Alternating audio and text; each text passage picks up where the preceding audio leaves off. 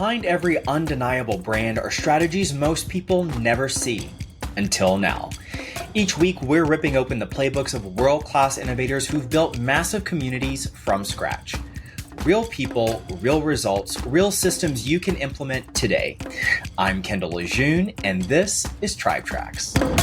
Joining us on the show today is Jeremy Knauff. Jeremy Knauff ran a successful digital marketing agency for nearly 2 decades until a health crisis nearly killed him and destroyed his business. He then rebuilt from that devastating loss by developing a process that his agency now uses to help clients get featured in the media so they can become a recognized authority in their industry, attract more clients, and earn more money. He is a speaker, author, founder of the PR firm Spartan Media, and a Marine Corps veteran. Please welcome Jeremy Knauff. Thanks so much for joining us, Jeremy. I want to thank you. This has been a long time coming. Finally, we get to sit down and chat all things personal brand, community, PR, all of the things. So before we get rolling, can you give us a little bit of a background for people that may not be super familiar with who you are and what type of work you do? Can you tell us what is it that you do? My standard answer for that is always whatever I can get away with. That's good. I like that. Thank you. But the reality is, I guess the way most people answer that is flawed. So I'll answer it how most people would answer it, but then we'll frame it the proper way, which also highlights what I do. But you ask somebody what they do. Like if the average person asked me what I did, most people in my shoes would say, oh, I do public relations, or I'm a publicist, or whatever. But my answer to that is a little bit different. And basically what I do is I take people who are legitimate experts at whatever it is they do, right? In your case, you're a real estate expert. Good friend of mine's a psychologist. We got somebody that runs a SaaS company in our circle. Got all these different kinds of people. They're experts at what they do, and they're great at that, but they're not so great at getting out there and telling their story and promoting themselves. But at the same time, you've got these people who are great at conning people. They're great at selling, but they're not so great at delivering. And so what I do is I take those experts and we leverage public relations through not just media like you'd expect, but also leveraging SEO and social media to turn them into a recognized authority in their industry, which then, of course, turns into more opportunities, more revenue, and all of that good stuff. I love that. I love that. So public relations is one of those terms that I think is almost turned into like a buzzword, right? I actually have a PR degree. One of my degrees is in public relations, and it's very interesting to hear different people's take on it. So I would love to hear from your perspective. If someone's listening to this and they're like, what is public relations? What is your definition of public relations? That's a great question, Kendall, because so many people have really bastardized what public relations actually is, right? Yeah. When we think of public relations, we think of getting featured in the media, right? That might be Entrepreneur, Forbes, Inman, Realtor Magazine, any of the there's thousands, maybe even tens of thousands of publications out there if you really started digging into all the niches, right? And that's what most people think of when they think of PR. They think, oh, I'm going to go get featured in this magazine and everything's going to blow up. All the lights are going to turn green. All the doors are going to open and everything's going to be gravy. And it doesn't work that way. And part of that is they have a misconception as to what public relations really is, right? They think, oh, when I get that feature in Entrepreneur Magazine, everything's going to be set. And no, not really. It's not how it works. You get that feature and it's great. And you share the link and everybody's proud and your mom says you're awesome and all your friends are high-fiving you.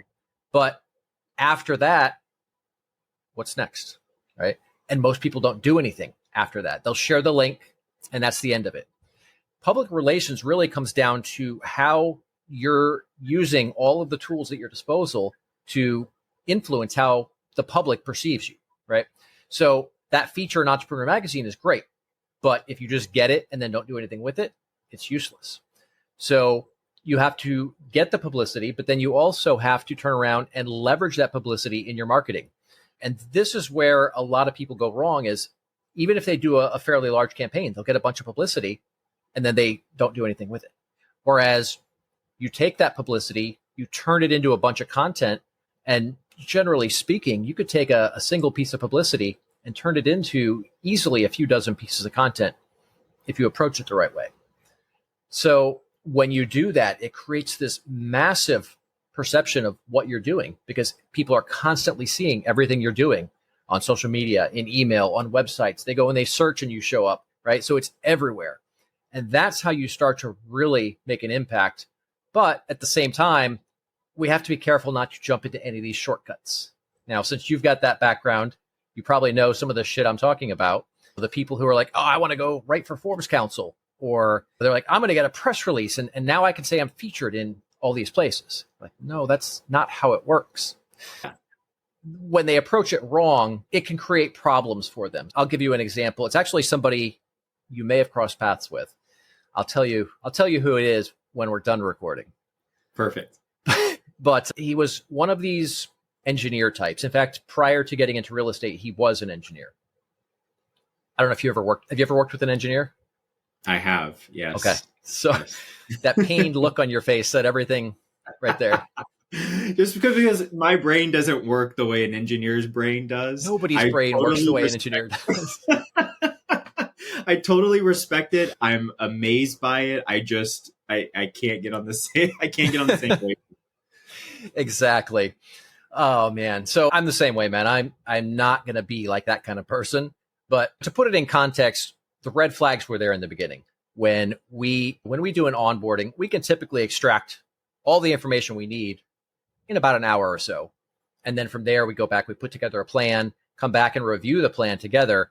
And man, 99% of the time, 99.9% of the time, probably, when we go through the strategic plan with a client, there's no edits, no changes, no nothing, because we've got the process so dialed in that when we talk to them, we know exactly what they want, what they need, and how they need to be portrayed.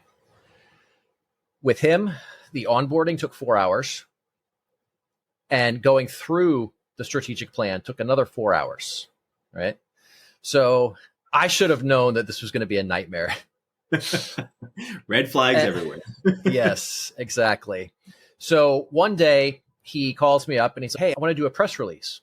Now, mind you, we're about maybe 2 weeks into the campaign. Brand new. His training wheels are still on. There's not much traction yet because we had just finished the planning and putting everything together.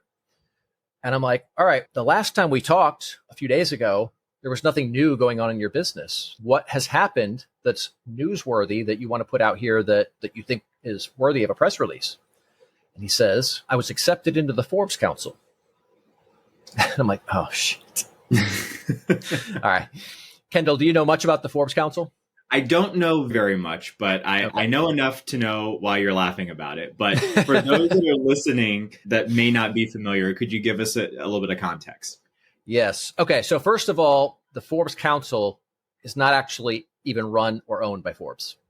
It's owned by a completely separate third-party company. And essentially, it's a pay-for-play thing. So you pay a fee. I don't remember what it is. It started off, I think, around $1,500. Now it's somewhere closer to $3,000 or $4,000, if I remember correctly. So that's what you pay for the year to be able to write for Forbes. But it's not actually Forbes. If you go and you search, all those pages are no indexed, which from an SEO perspective means Forbes is telling the search engines not to include these pages in the search results. So unless you have a direct link, you're not getting to that page. It doesn't show up in any of Forbes' main content. You have to directly go to it. So you're not getting anything from their traffic. You're not getting anything from search traffic. Nothing. All that you get is what you drive to the site. The other side of it is it has a great big banner in red letters that says membership-based program or something like that. I forget the exact wording, but basically it's saying this person paid to be here. And then the other side of it, of course, is if you do write for Forbes Council, you can never write for the actual Forbes because the people who built these companies that manage these programs, and a lot of companies have them. Forbes has one, but entrepreneurs bastardized. Theirs started off legitimate and then they switched. But there's a few other companies, other outlets that have these kind of programs. And the company that actually built and modeled that whole program put in a non-compete. So if you write for the Forbes Council, you can never write for actual Forbes magazine. Wow. But the biggest problem is, like I said, it's pay for play. If your credit card has enough room on it, you can write for Forbes. This is not newsworthy. And he made the rebuttal. Everybody I talk to says it's really exciting. And my mom thinks it's so cool. And all my friends are amazed. And I'm like, okay. I said, so what happens when a journalist who knows that this is bullshit and They hate it because they feel like it's encroaching on their livelihood. What do you think they're going to think when we're pitching them on your behalf and they see this press release out here of you bragging about being accepted into the Forbes Council? And I don't think they would think that. Okay, this is what I do all day. I know what they think. I was like, don't do this. This is not a good move. He's like, all right, we're on an interview with a journalist at US News. And as she's interviewing him, she says, oh, I see that you're in all these media outlets. She says, do you happen to have links to those? I can use some of those for some of the base of this article to get a foundation here. And as soon as she said that, I was like, oh, shit, I bet he went and did this on his own. And he starts stuttering and stammering. And it sounded like Foghorn Leghorn. Are you old enough to remember that? Yes. Okay. The rooster. I love it. Yes.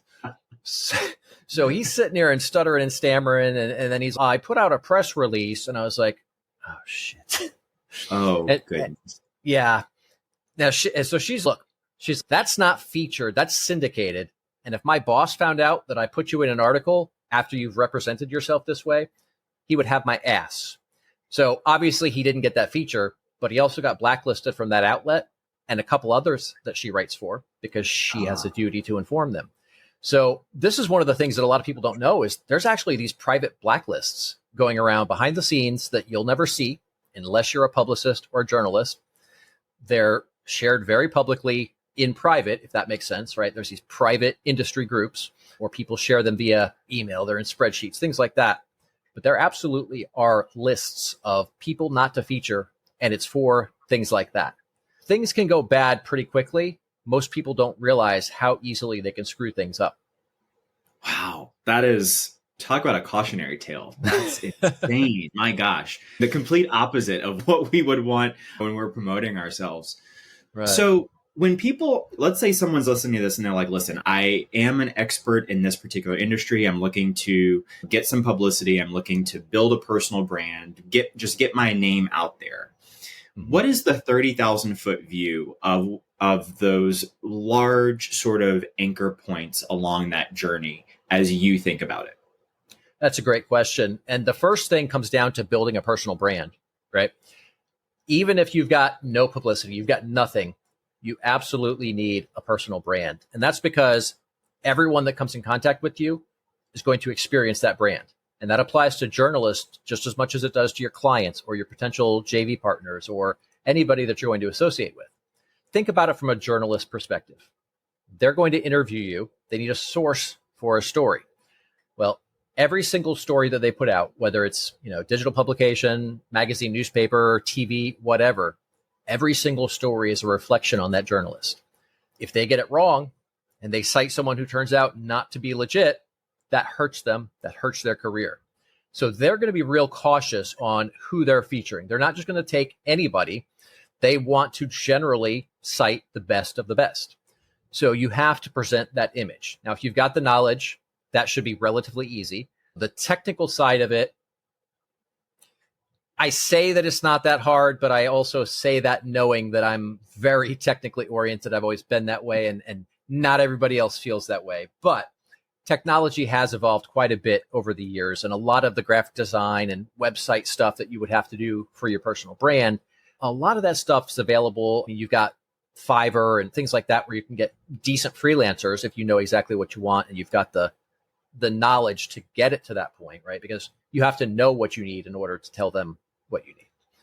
But you've also got all kinds of tools, whether it be graphic design tools, you got AI tools, you got all this stuff. But basically what you want to do is build a strong personal brand. So you should have some kind of a logo. You should have great photos. That's going to have a huge impact. You should have your name as a domain, right? And that's a little bit harder these days with as many people as there are and as connected as the world is, right? Everybody is buying domains for all kinds of things.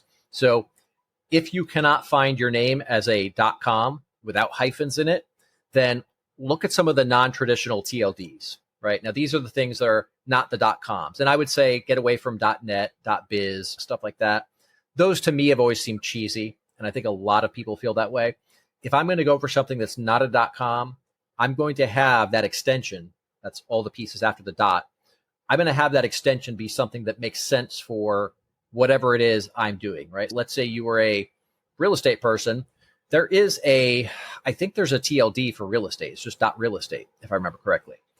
There's thousands at this point. There's so many different TLDs you can work with. You've got .me, you've got .tech. Just go look at something like Namecheap or GoDaddy or any domain registrar and look through and find something where you can get your name, however you go, right? If you have a first name, last name, if you've got an initial, put it in there if you need to do that to make it work, but only if you're going to use that in your brand as well, right? But then you want to start putting information on it. That information is going to demonstrate your knowledge. So that might be blog posts, that might be videos, that might be, you got tutorials, maybe you've got some white papers, some workbooks, some guides, things like that. And then start putting content out on social media as well. And all of that information is going to help you not only start to build an audience, but also build credibility. So when you do pitch the media, they're going to be a lot more receptive. They're going to see something that's going to represent an expert. Now, we talked about the information, which is the foundation, but we also have to make sure it's branded consistently. But you mentioned that you've been following me on social for a while. You've probably noticed that same profile picture everywhere, same cover photo everywhere, and they're all just like repositioned based on that platform because each platform's got different size requirements. But what that does is it demonstrates a level of knowledge, competence, attention to detail, because all these pieces are in place. So when they go look me up, they get a really good, warm, fuzzy feel about who I am and my knowledge and my capabilities. And then on that same note, we use SEO to control what shows up when somebody searches for your name. If you search for my name, you're going to see that knowledge panel across the top and down the side, and then a whole bunch of articles from various news outlets. All my social media profiles are in there. There's a lot of things like that. So when they come up here and they see, oh, hey, he's been featured in Fox Business multiple times. He writes for Inman. He writes for Realtor Magazine. He writes for Newsmax, Entrepreneur, like all these major publications. It's, yeah, of course, this guy knows what he's talking about. So it creates that perception that you're solid, you're knowledgeable, and you can actually answer the questions that they need in a way that will bring value to their audience. That's really good. Now, we've talked about the buzzword of public relations. I think there's also the same effect around personal brand. I think everyone kind of has a little bit of a different spin on it. What's your definition of personal brand? So for me, a personal brand is basically an encapsulation of who you are, what you stand for, what you do, and why you do what you do. So the way that I've always advised people to build a strong personal brand is you pick your 5 pillars of content, right? So we're all going to have various things that we're going to want to talk about. But if we take 5 core principles, 5 core topics, we can connect that to damn near anything. For me, I'm going to talk about, obviously, PR. I'm going to talk about, on the broader picture, marketing, and then entrepreneurship as well. But I'll also talk about overcoming adversity. I don't know if you and I have ever talked about some of my background on that, but we'll get into that at some point. Overcoming adversity is a big one for me. And then veterans issues. You know, as a Marine Corps veteran, obviously I have a certain spot in my heart for our brothers and sisters who have served. And if we're being completely honest, are usually neglected by our government, left to fend for ourselves. And that's okay. That's what we're going to do. We're going to take care of each other. But every piece of content I produce is going to be connected to one of those topics. Now, a lot of people think that this is limiting. They're like, oh, then I'm stuck in this little box. No, you can connect almost anything, right? For example, I haven't been talking about politics all that much. Before we go down this rabbit hole, is this an okay rabbit hole for you? Absolutely. Okay, cool. Let's do it. All right. So one of the things I talk about a lot is various PR crises that are in the news. So there was the Bud Light one a while back. There was a Liberty Safe, several really big ones that have had a profound impact on the company and the people connected to it. So there was something recently that came up with this lady here in Florida. She worked at some real estate management company of some sort. I don't remember the details right now, but she also worked for FEMA. And when that hurricane came through, they basically skipped over all the houses that had any kind of Trump signage out leading up to the election, right? So Right. all of these people were basically ignored and overlooked by the government that they've been paying taxes to. And in this emergency, they were just left on their own. So obviously, politics aside, that's completely unquestionable. There's no way that's acceptable. Everybody involved did the right thing, but that was something that I covered in kind of the PR crisis side of things. We talked about it. We talked about the role it played. I talked about how it impacted that real estate company and what they would have to do to fix the problem, and how you can, as a business owner, if you were in this situation, how you can then take that and respond to that effectively. You wouldn't think, based on those 5 pillars that I told you earlier, that talking about this lady that did this thing with FEMA would be a thing that my social media would ever cover. But because I could connect it to PR, it makes perfect sense. So you're going to have these topics in the news. You're going to have things that people are nostalgic about, or new and exciting things, whatever. Things are going to come up that people are going to be talking about, excited about. And when you could tie those things to your 5 pillars, you can create exciting content about damn near anything and consistently talk about what people are talking about while demonstrating your expertise. And that's a game changer. That's really good. That's really good. Now, let me ask you this, because we've talked about these 5 core pillars, and I think that this sort of piggybacks onto this next topic, which is, how do you see the most successful strategies of shifting personal brands? If you're trying to rebrand yourself into a different market or into a different topic or introduce new pillars, what's the most successful way that you've seen people do that? I think, first of all, I've seen a lot of people do this. A lot of them did it well, and a lot of them did it really poorly. I had my own situation with this, which, have we ever talked about my rebranding and backstory and all that? We haven't. I'd love to hear about it, though. All right. So basically, when I got out of the Marine Corps, from that point for, I don't know, it was somewhere between a decade and 15 years. I forget the exact timeline at this point. But I had pretty much most of the time outside of the Marine Corps, I ran a full service digital marketing agency. So we did everything: web design, social media, PR, basically anything in the marketing realm. And then I got blindsided by a health crisis. And I spent about 2 years on my deathbed. And during that time, my business pretty much withered away to nothing. If you're gone from the marketing world for 2 years, you might as well be some random guy from Fiverr. Yeah. And so I had burned through every bit of money we had just trying to stay alive. And the business was nothing. And now I'm at this point where I'm broke. I've got no business. I think I had just recently turned 40, somewhere right around that time. And I'm basically starting over from less than zero. And I didn't really have much of a plan, but I jumped all in and started leveraging public relations along with some SEO and social media to put myself back on the map. And at that time, we had been really heavy into SEO. And so I started writing a lot of articles about SEO, going really deep into the technical side and predicting what was going to happen and how the industry would evolve and things like that. So I wrote this one article in particular, and then I turned around and I pitched it to a podcast in the SEO industry. They loved it. We did the episode. It was one of the most listened to episodes that they had in years, and everything was great. So then I took that and I used that to go pitch another podcast in the SEO industry. Same outcome. Everybody loved it. One of the most listened to podcast episodes for them in years. And then I took that and I pitched writing an article for the largest publication in the SEO industry. Same deal. It blew up. In fact, you may have seen it. I posted it recently because it predicted everything from 7 years ago that's going on with Google right now.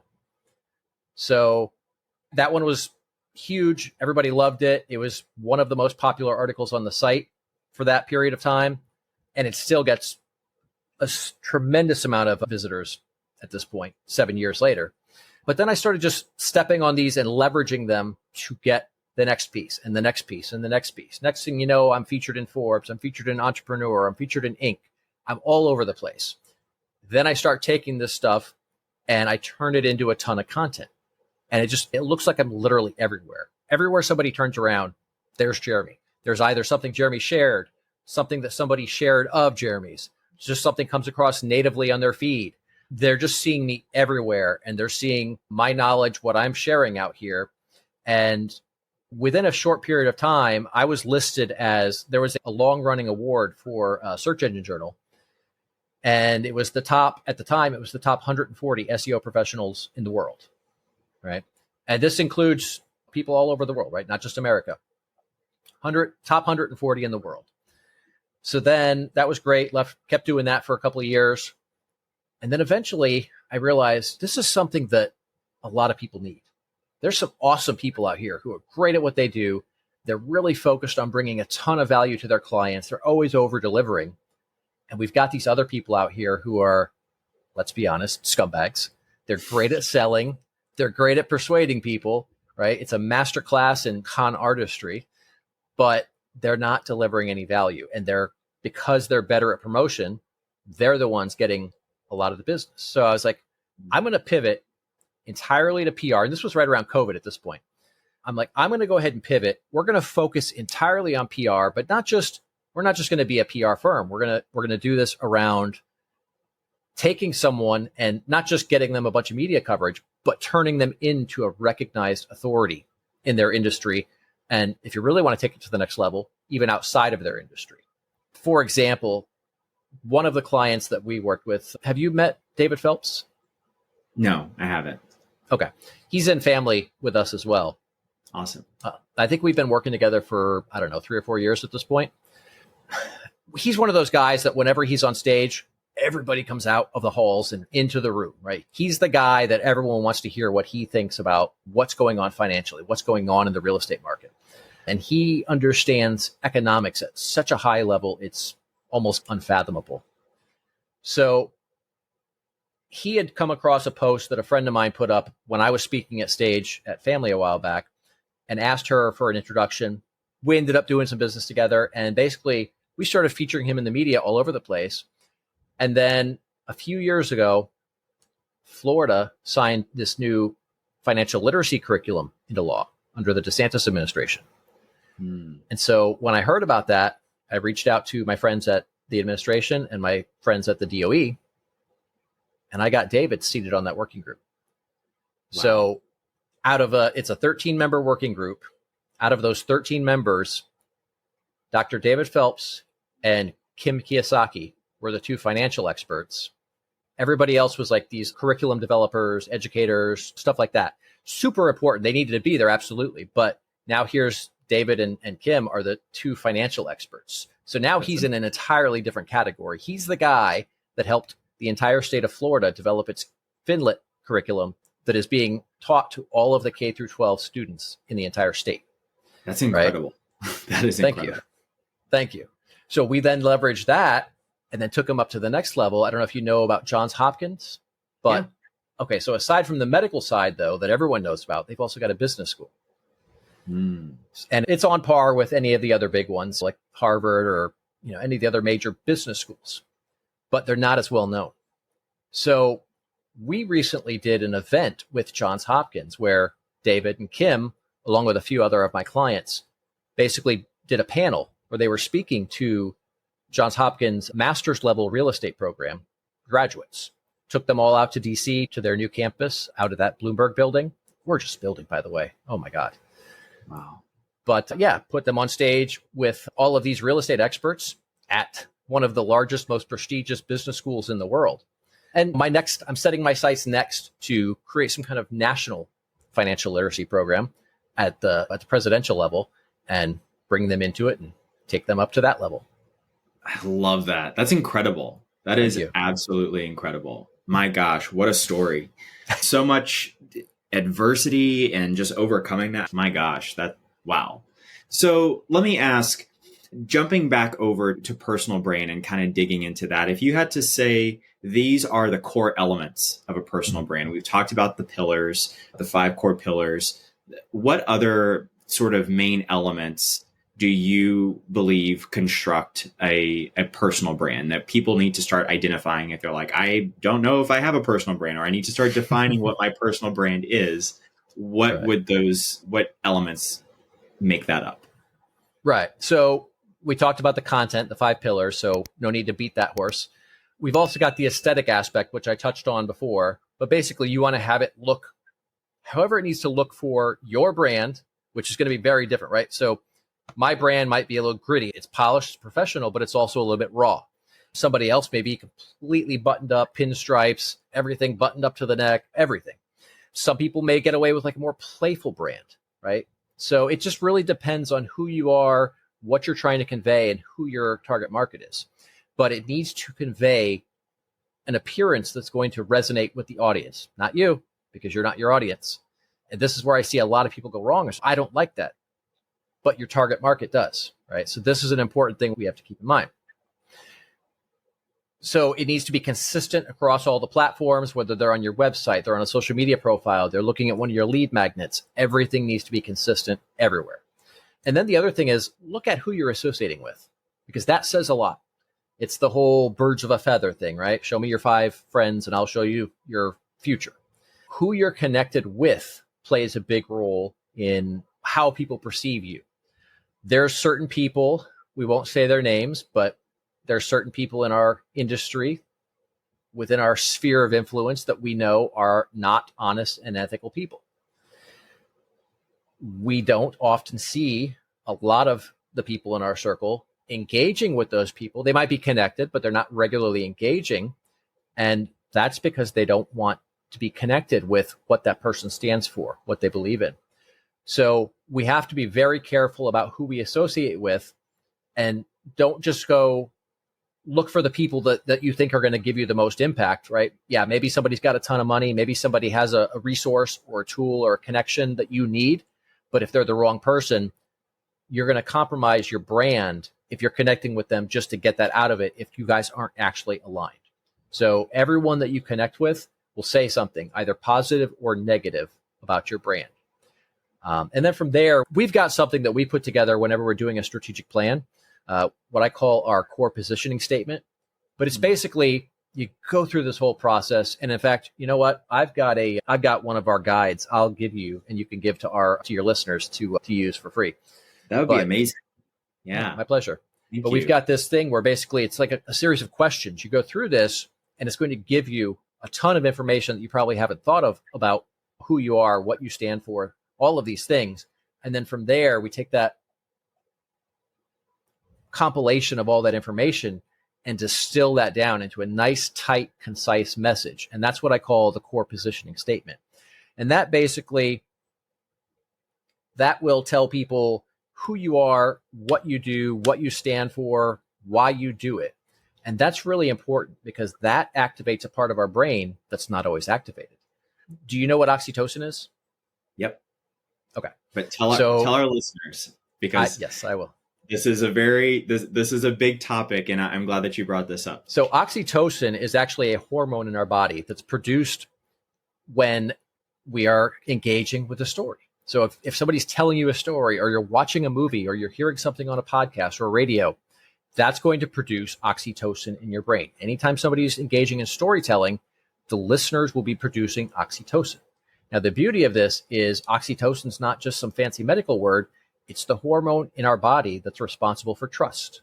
So when you leverage storytelling, you're actually inspiring trust. And the other cool thing about it is storytelling is a great way to get information across without coming across too salesy or that internet marketing bro kind of mindset that people sometimes see. So it really, when somebody understands not just what you do, because we talked about this earlier, what do you do? I could say I'm a publicist, but it's actually a lot bigger than that. And when they understand the why behind it, it creates a different level of trust, because it's not just, hey, this seemed like it would make a lot of money, so this is what I decided to do. It's, hey, this is a problem that I had, and here's how I solved it, and now I solve this problem for other people. And it's a completely different positioning when you can approach it that way. Yeah, I love that. There's always been a big sort of narrative around storytelling as it relates to sales. And I think even more recently, people are starting to pick up on story selling and things like that.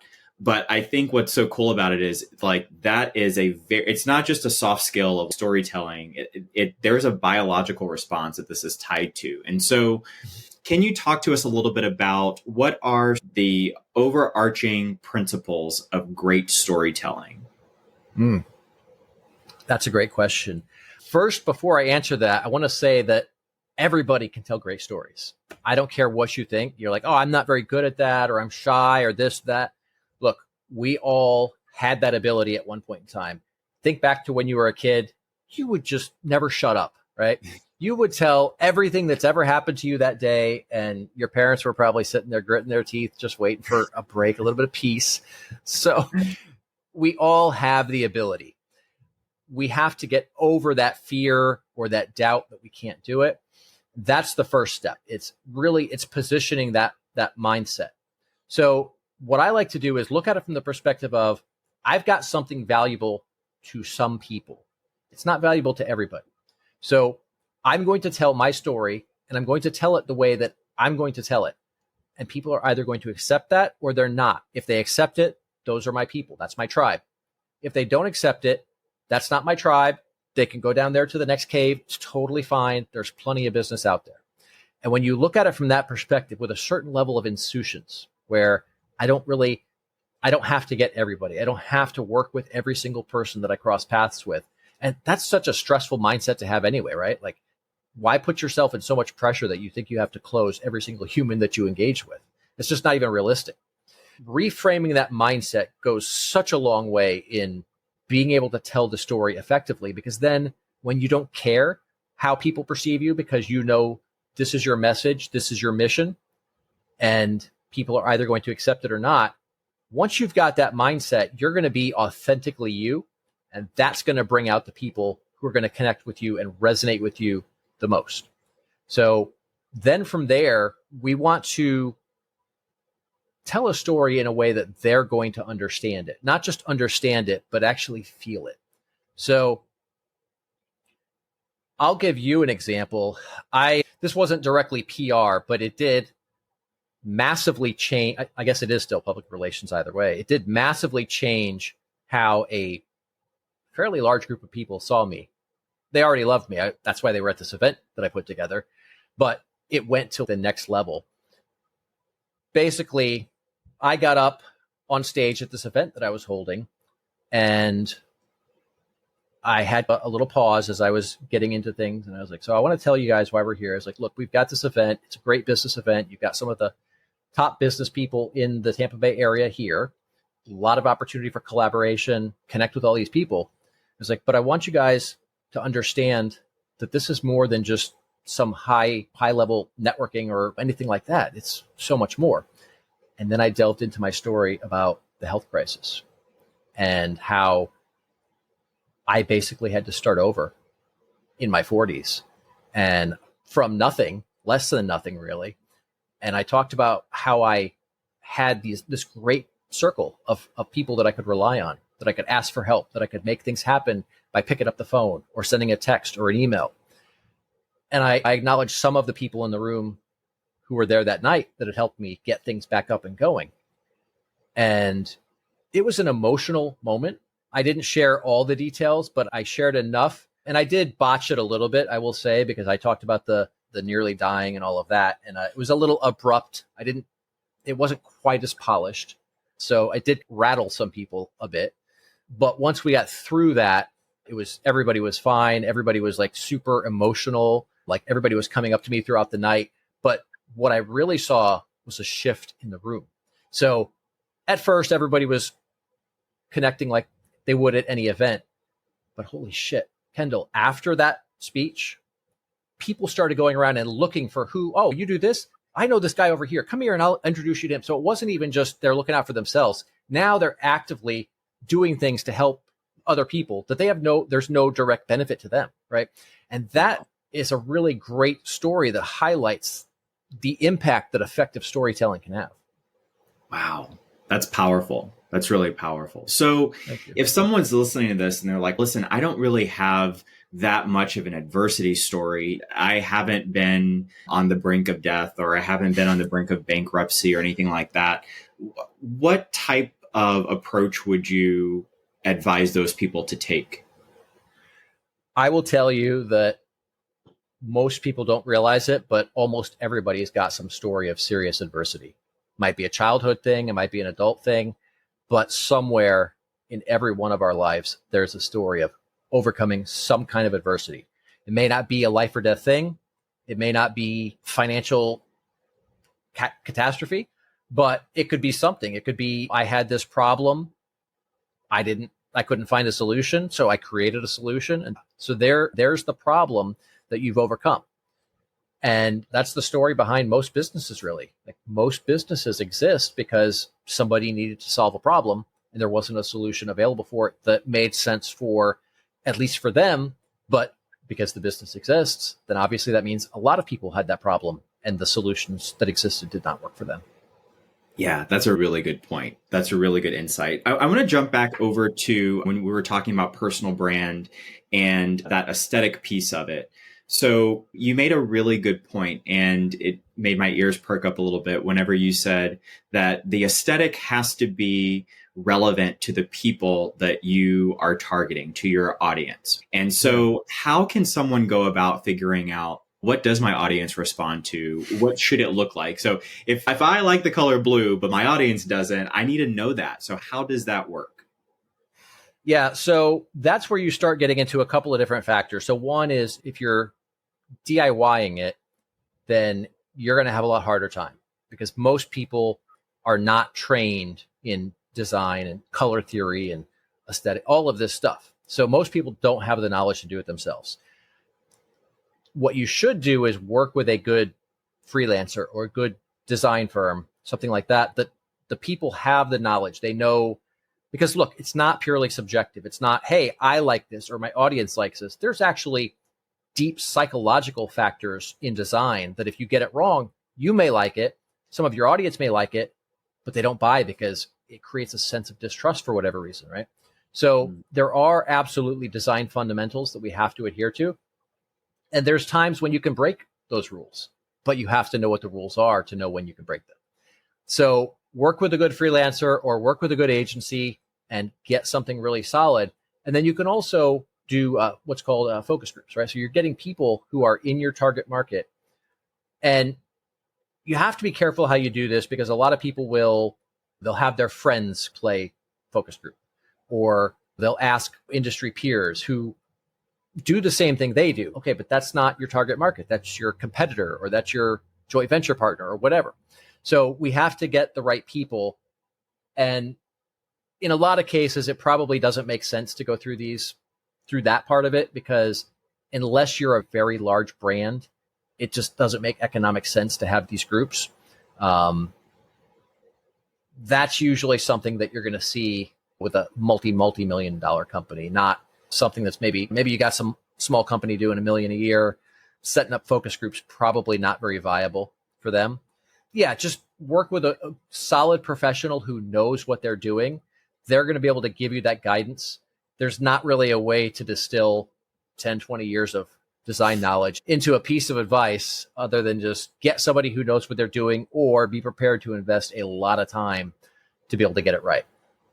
Yeah, that's a really good point. Now, if someone's listening to this and you've mentioned DIYing it, at what level do you think it's appropriate for someone to say, you know what, I think I'm ready to jump in to a professional working relationship with a firm? What level of their development do you think that should happen? Is it right away? Is it once they understand a little bit more about themselves? What does that look like? I would say generally it's going to be the sooner the better. And you can work your way up a ladder, right? Or a stairway, however you want to look at it. Think about it like this. If you're just starting off, like brand new out of the gate, unless you're coming from a high paying job, you're probably bootstrapping everything and working on a very small budget. So you're probably going to DIY at first. That's going to be most people's situation. When it comes time to go up to that next level and you start looking for a freelancer, and probably a freelancer is going to be your first step. And then as you get bigger, you move to an agency later when you need a broader set of things done.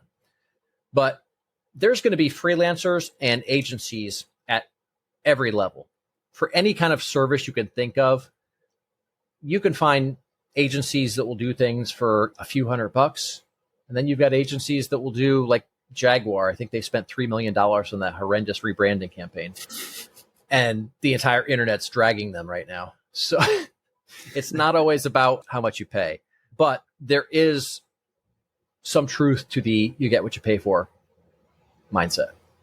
Yeah, that's a really good point. Really good point. Now, let's jump over to content creation. You mentioned content creation a little bit earlier, and you also mentioned the term leverage quite a few times. So can you talk about what does that model look like in terms of how do you leverage content and how do you allow that to, I guess, springboard into new opportunities? Great question. So there's content in a few different directions. So let's talk first about just the general content you're making. I mentioned earlier, this is something that's going to demonstrate your knowledge and expertise. Produce as much of it as you can, but there's a lot of ways to get more out of it. So let's say, for example, you create a video and you're talking about whatever aspect that you're an expert on, right? So maybe you're talking about buying land and you can go on and talk for half an hour. I bet you could sit down and talk for an hour about buying land without taking a break or hell, taking a breath. You know it inside and out, right? So you can produce a ton of content. But then let's say you take that video and you've got this 30-minute, 60-minute video. Now you've got the whole video. So of course, go put that up on YouTube. Go put that up on your website. Go put that up on all the social networks. But then also turn around and take that and chop it up into micro content. That 30 or 60-minute piece of video, you could probably turn that into at least a few dozen pieces of content. And now you've got this smaller bite-sized stream of content you can start pushing out through YouTube Shorts, TikTok, Instagram.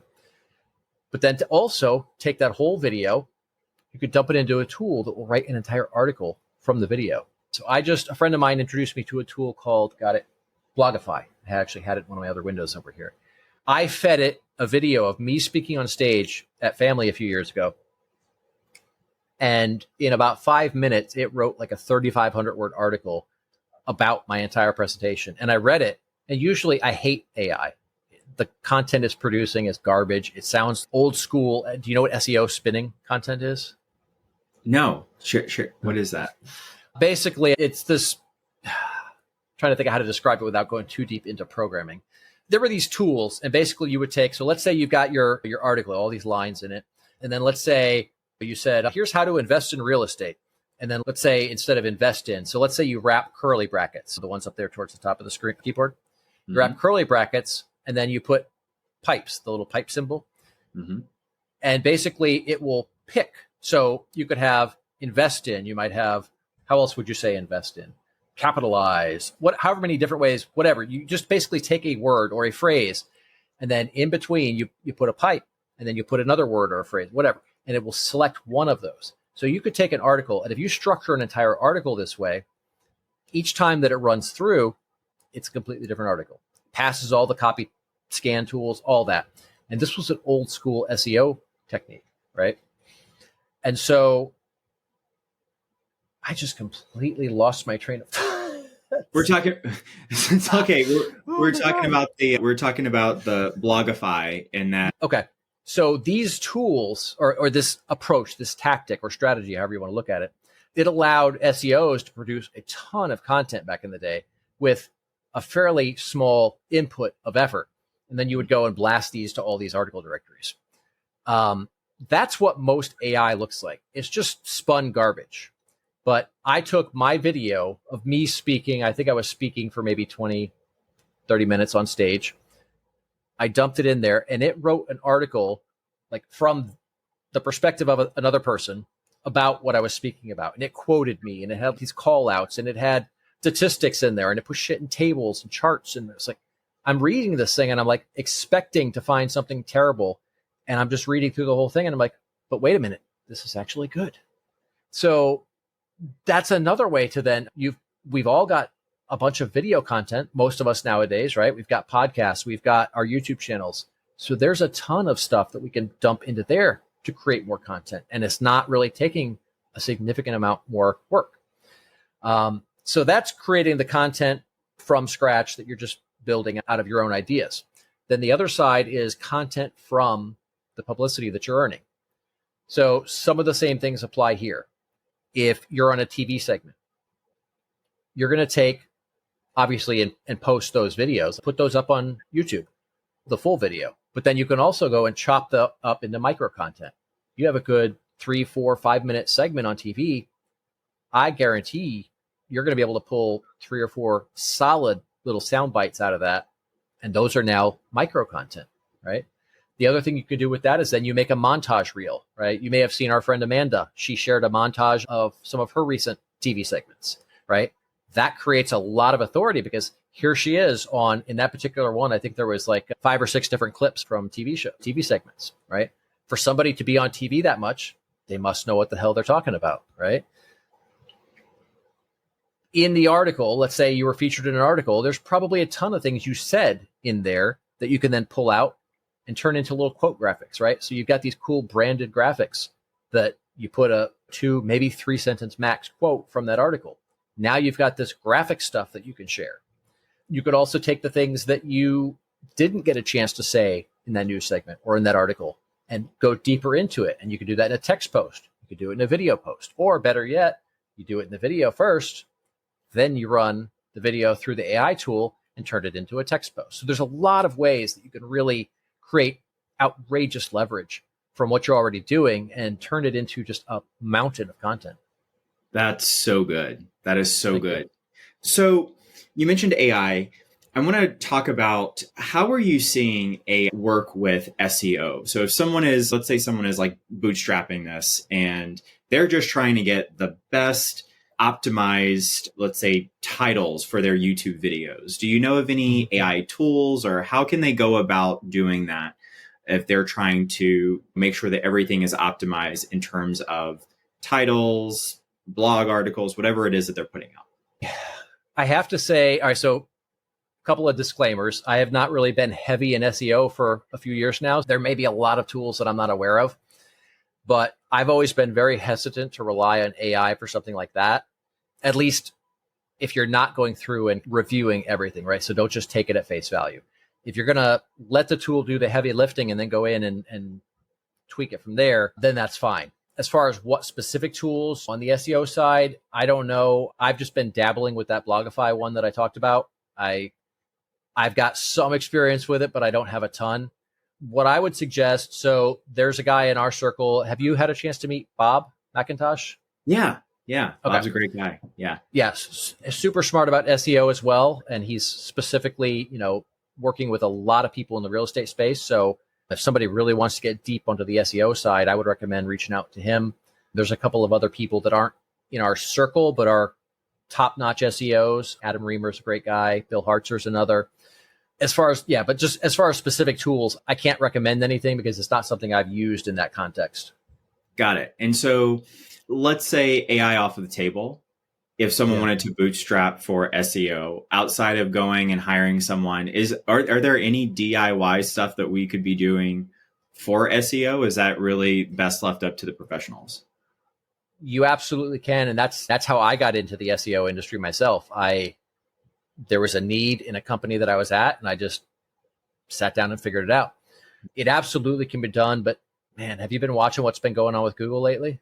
Yeah. I've been covering that one a lot, and they're in a massive PR crisis. So for your listeners who may not know about it, basically since about April, Google has been decimating millions of sites on the internet with this, what they're calling the HCU, or helpful content update. Turns out it's anything but that. But they've basically leveled so many legitimate websites.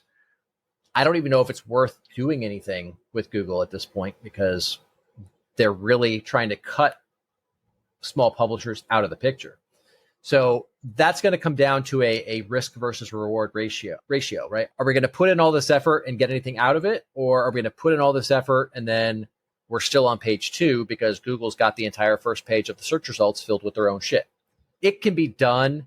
For most people, the extent of your SEO is really going to be your name, because when somebody goes and looks you up, right? And that's not something that's ever going to be a problem, right? There's not going to be a bunch of commercial websites trying to rank for your name, generally speaking. I won't say that's never going to be the case, but I would say with all of the chaos and turmoil in the SEO industry, there's probably still value in SEO, but there's less value in leaning as heavily on Google as we have in the past. Back when I was still doing SEO hardcore on a large scale, probably 90% of the traffic for most of the sites was from Google. I'm starting to see some of that change for a lot of sites. Where we need to really be adapting is look at AI, not in the sense of using AI to rank better in Google or any other engine, but look at what AI is doing. What problems is AI solving, right? So what do you see on social media all the time when people are looking for an answer? Oh, well, I asked ChatGPT and it told me this. Are we optimizing so that we show up in ChatGPT? Are we optimizing so we show up in Perplexity? There's all these search engines that are built on AI that are focused around giving the direct answer and not the historical 10 blue links. And so if we're not doing things to ensure that we are showing up in those AI tools, then we're going to be left behind. This is something I started looking at from a PR perspective a few years ago, because these LLMs, or large language models, and I will say, full disclosure, I'm not an AI expert. So I may botch some terminology or some things here and there on the AI side, but the general idea here is we want to make sure that the information about us in any of these AI tools is valid. And we want to make sure it's there. And then we want to make sure it's valid, that it's correct. Part of that is how we're engaging with these tools. So I've done things where, in the early days of ChatGPT, I would ask it questions about me. And it would tell me all kinds of ridiculous stuff, like I was an Army Ranger. No, you don't tell a Marine that he was in the Army. But all kinds of things that were incorrect. And I said, no, that's not correct. Here's the correct information. Here's the URL, blah, blah, blah. And they, oh, I'm sorry. I'll update my information, or whatever the hell it is that it said back in the day. And over time, you can train these LLMs to put out the right information. Now, this also opens up another fold on the reputation management side, because if I can do this to put the right information out there, then haters and trolls can come out there and do the opposite to put negative information out there. Yeah. So this is an area of AI that we all have to be especially attentive to right now and see where that's going. And we have to be ahead of the curve, because with what I'm seeing in the search results for Perplexity and ChatGPT and Grok and some of these other tools, they're really blowing Google out of the water, especially with after this HCU update and now Google's AIO, the horrible AI overviews that are showing up. Have you seen any of those, by the way? I have. Yeah. Yeah. I remember there was one where they were talking about cures for kidney stones, and drinking urine was one of their key pieces of advice. Oh my gosh. Yeah. Yeah. That's insane. So with that being the case, I believe that Google is going to start losing significant market share to a lot of these AI tools. And when that happens, first, Bing will pick up a lot of the traditional search. But then these Grok, Perplexity, ChatGPT, there's a whole bunch of others. Those are going to start getting a lot more traction, especially when you look at some of the personal assistants in our devices, Siri, and I don't know what the one on Android is. But as these tools are connecting directly to whatever platform that person wants, like Siri is connected. And of course, now my Siri is chiming in. What can I do for you? Nothing. So if we're not taking the steps to get into these AI tools before that shift happens, we're basically going to be scrambling at the last minute. And we saw how that happened when COVID hit and people weren't prepared for that kind of a change. I think we're going to be in for a much larger change when the landscape of the search industry changes. Yeah, that's a really good insight. And I think we are seeing the very beginning of that. Almost every, like Meta has its own integration with AI. Now it's search bars are popping up everywhere and it's using AI, and it's very interesting. So I think you're absolutely 100% right about that. Continuing in the same vein of trends that we're seeing, what trends do you see emerging outside of AI in terms of how people are establishing themselves as industry authorities? The foundational stuff is still going to be the case, right? We have to make sure that we've got that brand. We're producing tons of content. We are leveraging traditional media, but the other side of it is there's something that's been coming for a while, and I've talked about this for at least a few years. In fact, I wrote about this in Benzinga a couple of years ago. We are essentially all media companies, whether we want to be or not. That's just an essential part of business today. And the impact of these large traditional outlets is diminishing. And the impact of us individually is increasing. And if we look at what happened with this last election, not going to get into the politics at all, but look at some of the things that played out, right? Every celebrity under the sun was trotted out and nobody gave a shit. All of the media was saying XYZ and everybody else was saying, we don't believe you.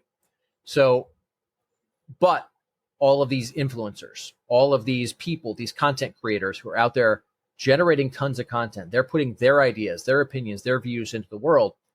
And other people are saying, oh, hey, I like that guy, or hey, I don't like that guy. And that's who they're choosing to consume their content from. And that's where I see things really shifting.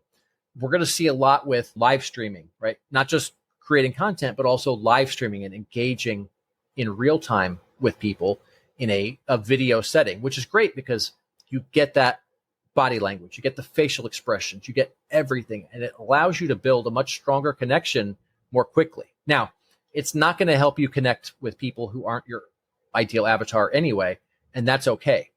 But because they can see you, they can see exactly who you are, how you communicate, they can see your body language, your confidence, everything in real time, in video. It's almost like being sitting there right in front of you. That's going to attract the right people a lot more quickly and repel the wrong people a lot more quickly. And this is where I'm going to see a big shift in the coming years. Is there's going to be a lot more emphasis on this, and there's going to be a lot less emphasis on large traditional media outlets for certain topics. Now, case in point, we had all the celebrities talking about politics. Nobody wants to be lectured by multimillionaires about how we should sacrifice to make, their lives easier. When it comes to business stuff, it's a little bit different, right? So let's say some major real estate magazine features you. That's still going to have a ton of value. But if, let's say, Newsweek comes out and says, hey, Kendall's a terrible person because he believes these political things, that's not going to matter, right? So it's a shift in perception of media outlets, but it's contextual. It's not across the board. But what we are seeing is that these individual people are often generating greater reach than the media outlets. I saw some updates just a couple days ago that MSNBC was barely scraping 500,000 viewers on a show, right? So less than 500,000 people on a nationally syndicated major news network. Joe Rogan's got more views, right? So That's what we're starting to see. And that's where the power of personal branding combines with content creation. And when you get those two dialed in together, and especially when you can harness the power of media, it becomes a juggernaut. Yeah, totally agree.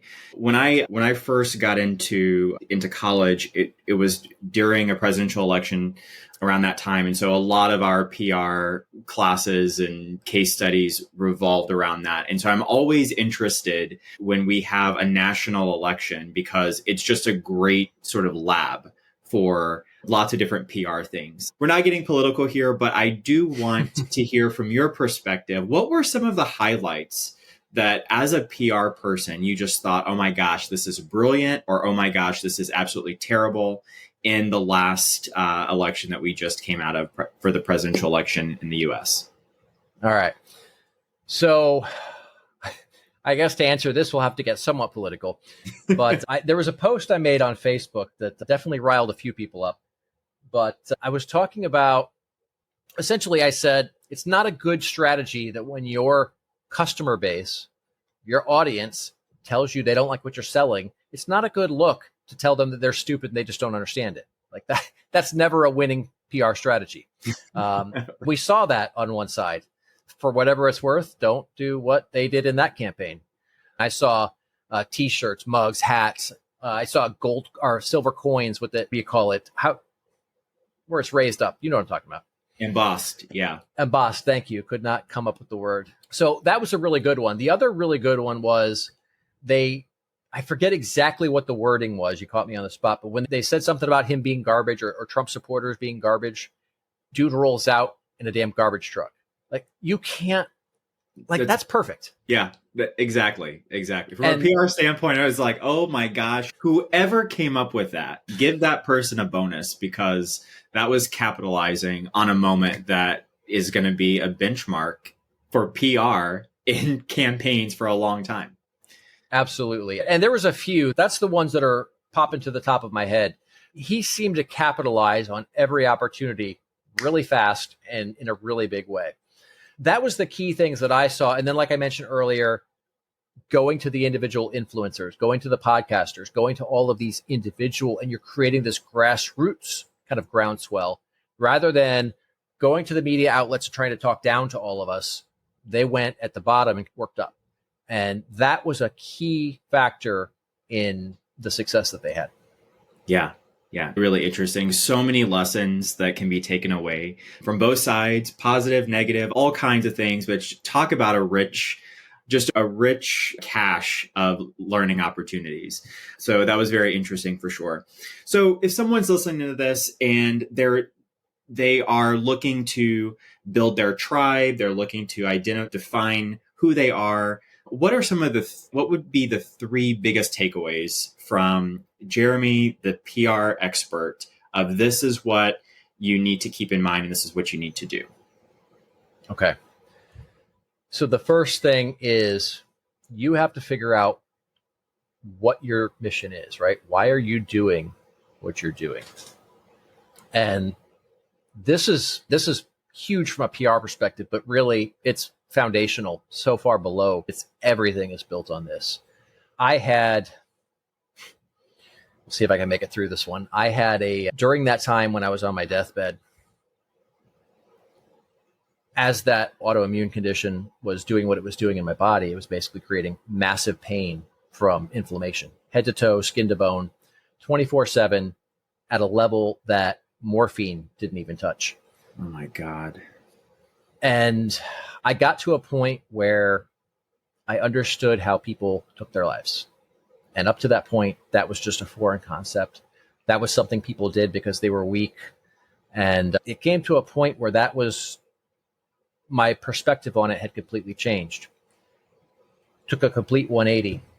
And being a Marine veteran, it probably wouldn't surprise you to know that there's firearms all over the house. And I'd be walking around the house and see a rifle over here or a pistol up there. And not that I wanted to die, but on more than a few occasions, I had the thought that, hey, if I was going to go, that's a fast, easy way to go. And I had those thoughts enough that I was concerned, not that necessarily anything was going to happen yet, but I went ahead and disassembled everything, unloaded everything, disassembled it, tossed it into a duffel bag. And I called a buddy of mine, who's another veteran. And I was like, look, man, we're not at a point where we need to be worried right now, but in the near future, I may be calling you and having you come store this at your house for a bit. And of course, he's like, yeah, of course, just say the word and I'll be there. And it was within a day or two of that happening that one of the toughest Marines that I served with took his life. And that was such a fucking pivotal moment because I know what I had gone through throughout my life, throughout the Marine Corps, all of that, and what I have overcome and what I've gone through, what I've battled through. And I knew how tough he was. And here I was having these thoughts. Here he was having these thoughts, and he took action on it. And it's shit. Literally anybody can end up in this situation. Him and I know that we're like two of the toughest human beings that you could ever want to meet. And here we are. And that was, for me, that was a huge turning point. And that was when I started getting very public about what I was going through, not just like the symptoms and that, but also how I was feeling, how I was reacting, what it was doing to me emotionally, because people often don't talk about that, especially men, and especially men in lines of work like that. Right. So I started talking about it, and it was like so fucking raw. I just laid everything out there. And a part of it was cathartic. It was a venting kind of thing. A part of it was showing other people that, yeah, like you're not the only one who thinks this way, because we all think that way. I don't know if you've ever been in that situation. Far more people have than most people realize. But when you're in that situation, you think, oh, this is just me. Nobody thinks like this. Nobody feels this way. I'm the only one. I'm being weak right now. I'm not prepared. And that's not reality. And the more that I shared, the more that other people started reaching out, and they would say, oh, you have no idea how much this post helped me. I was going through this thing and this really gave me a different outlook. And then I would start getting these messages from strangers and random people, and it just started growing and growing. And then eventually it got to the point where when somebody knew somebody who was going through some shit, they knew that they could connect them with me. And my cell phone got passed around to everybody. And at this point, I've probably counseled thousands of veterans who were going through this stuff. And I know, because certain people have told me this, there's a certain number of people that I have saved from suicide as a result of this. Wow. I'll never say who they were. I'll never say how many there were. But a certain number of people have told me specifically that through us talking, it pulled them back from the edge. Had I not gone through this, that would have never happened. Or had I given up, or had I just not said anything, those people wouldn't be here today. And so as shitty as my situation is, that's a thing, that's the silver lining in this shitty situation. And I look at everything that I do as a mission to serve as an example for the ones who are here with us, but also to live the life that my brothers and sisters who didn't make it back or didn't win the war back at home, that it's a life that they would be proud of as well. And so for me, that's my mission, and everything I'm going to do is going to be to fulfill that mission. And that's what gets you through the hard times, because it's not about you. It's about the other people. And we're all going to do more for other people, ironically, than we will for ourselves. So having that mission is the foundation of everything. And then from there, my gosh, what's what that? an impact. I said, what an impact. That's remarkable. Thank you, man. Yeah. Thank you for sharing that. My pleasure. Not really, but Yeah. yeah. I never know how that one's going to hit until it starts coming out. But yeah, so that's your foundation. And when you can have a good, solid reason behind what you're doing, that's going to pull you through all of the adversity, all of the haters and trolls, all of the challenges, the stress, the fear, the confusion, all of that. So that's step one. Step two, get out there.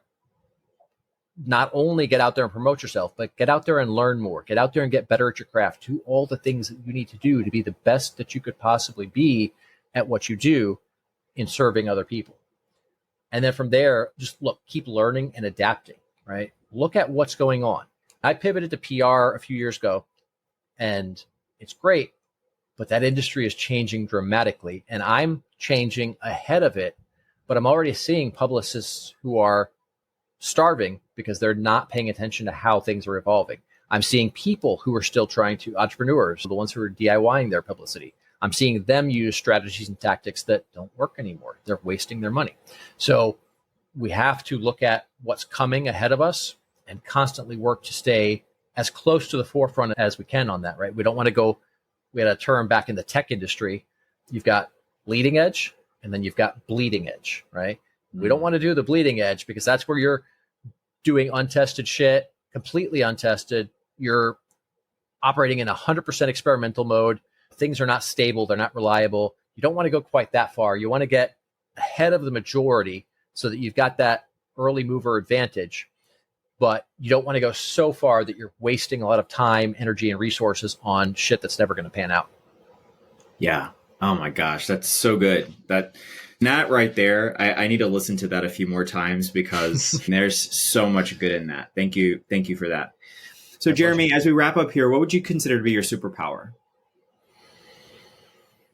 I would have to say my superpower is just adaptability. I've gone through so many major transformations in my life and in my businesses, and it doesn't really matter what gets thrown at me. I find a way to make pretty much everything work. And that is going to be the most important thing that any entrepreneur can have, I think, is that adaptability to be able to adjust to what's going on ahead of everybody else. Yeah. I mean, that's survival, right? If you're not growing, what makes you feel like the best version of yourself? What are you most passionate about? What lights you up? I would have to say when I am being completely authentic, right? When I'm out there doing the work for the people that I believe in, they're great clients, they're providing great value, great services to their clients. When I'm doing what I'm doing and they got the guardrails off, training wheels are off, they're letting me do what I need to do, and they know and trust that we're going to do what is going to work best for them. That's when I just get into absolute genius mode, and we make things happen that if you look at it on paper, there's no logical reason it should have happened, right? But because everything's aligned, you got the right client, you got my knowledge and connections and resources, and you got that trust, everything just gels and it creates this harmony that is untouchable. I love that. I love that. Thank you. I want to thank you so much for just being so generous and with your time, with your experience and sharing your knowledge today. How can we give back to you? What types of connections or resources are you looking for right now? I'm actually looking for, that's such an odd question. I love it. I've never heard anybody ask that kind of question on a podcast before. I'm actually looking for connections to the medical industry, high-level doctors. Got something we're working on that side of things. So if you know anybody in that area, or your listeners do, or any of your listeners are those people, definitely reach out. But anybody can reach out. Excellent. And so if someone is connected to the medical industry, they're like, oh, I know the exact person I need to connect you with. How can they get in touch with you and connect with you? Oh man, I'm so easy to find. If you Google my name, I will come up. I've got columns at numerous outlets. All my social media is easy to find. If you just Google Jeremy Knauff, it's Knauf. I will pop right up. You'll see my shining happy face up there in that Google Knowledge panel and pages of search results. Amazing. I love it. Thank you so much, Jeremy. This has been an absolute treat getting to pick your brain and talk all things PR. This has been so good. So thank you for taking the time to do that. And it's just been an absolute pleasure. Likewise. Awesome. Well, take care. Likewise. We'll catch you in the next one. Thanks so much. Bye-bye. Hey there, brand fan. If these insider strategies on building influence and cultivating real community got your wheels turning, like and subscribe for more conversations that cut through the noise and get to what really works. And if you're ready to turn these insights into action, head over to onlybrandfans.com to unlock the next level. Until next time, build something they can't ignore.